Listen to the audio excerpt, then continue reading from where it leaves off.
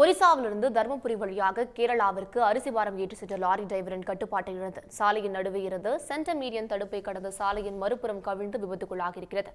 விபத்துக்குள்ளான லாரி திடீரென தீப்பற்றி இருக்கிறது. இது தொடர்பான மேலும் விவரங்களை நம்முடைய செய்தியாளரிடம் கேட்கலாம். செய்தியாளர் குமரவேல் இணைப்பில் இருக்கிறார். விவரங்களை பதிவு செய்யுங்க குமரவேல். தருமபுரி அருகே தொப்பூர் கணவாய் பகுதியில் விபத்துக்குள்ளான லாரி ஒன்று திடீரென தீப்பற்றி எரிந்தது. அதாவது தருமபுரி மாவட்டம் தொப்பூர் கணவாய் பகுதியில் தான் இந்த விபத்து நடந்தது. விபத்துக்குள்ளான லாரி திடீரென தலை குப்புற கவிழ்ந்ததில் தீப்பற்றி எரிந்து வருகிறது. அந்த காட்சியை நீங்கள் பார்த்துக் கொண்டிருக்கிறீர்கள். அதாவது ஒரிசா மாநிலத்திலிருந்து அரிசி பாரம் ஏற்றிய லாரி ஒன்று தருமபுரி வழியாக கேரள மாநிலம் கேரளாவிற்கு சென்று கொண்டிருக்கிறது. அந்த நேரத்தில் தொப்பூர் கணவாய் பகுதி ஆஞ்சநேயர் கோயில் பகுதியில் சென்று கொண்டிருந்த லாரியானது திடீரென பிரேக் பழுதாகியுள்ளது.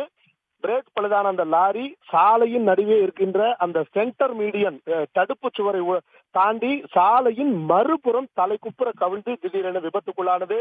தலைக்குப்புற கவிழ்ந்த இந்த லாரியில் திடீரென தீப்பற்றி எரிய தொடங்கியது. கரும் புகை வெளியாக தொடங்கியது.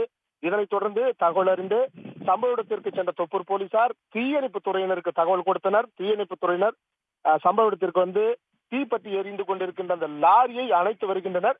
குறிப்பாக இந்த தொப்பூர் கணவாய் பகுதி என்பது அடிக்கடி தொடர்ந்து விபத்து நடக்கக்கூடிய ஒரு பகுதியாக இருந்து வருகிறது. அந்த வகையில் இன்றும் ஒரு விபத்து நடந்துள்ளது. தலைக்குப்புற கவிழ்ந்த லாரி எப்படி தீப்பற்றி இருந்தது என தொடர்ந்து விசாரணை நடந்து வருகிறது. லாரியில் 2 டிரைவர்கள் சென்றுள்ளனர். அந்த 2 டிரைவர்களுமே அதிர்ஷ்டவசமாக லேசான சிறு காயங்களுடன் உயிர் தப்பியுள்ளனர் இந்த விபத்தில்.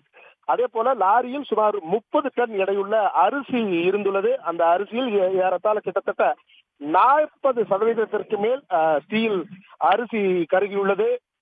திடீரென நடந்து முடிந்த இந்த விபத்தால் சேலம் பெங்களூர் தேசிய நெடுஞ்சாலையில் சுமார் ஒரு மணி நேரத்திற்கு மேலாக கடுமையான போக்குவரத்து ஏற்பட்டது. போக்குவரத்தை தொடர்ந்து வாகனங்கள் எந்த புறமும் செல்லாதவாறு ஆங்காங்கே நிறுத்தப்பட்டது.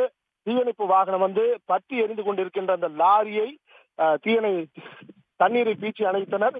ஏறத்தாழ சுமார் ஒரு மணி நேர போராட்டத்திற்கு பிறகு தீ மெல்ல கட்டுக்குள் கொண்டு வரப்பட்டது. இதனைத் தொடர்ந்து போக்குவரத்தை ஒரு வழியாக மாற்றம் செய்து இப்ப தற்பொழுது மெல்ல போக்குவரத்து சீராகி வருகிறது. விபத்து குறித்து தொப்பூர் போலீசார் விசாரணை நடத்தி வருகின்றனர்.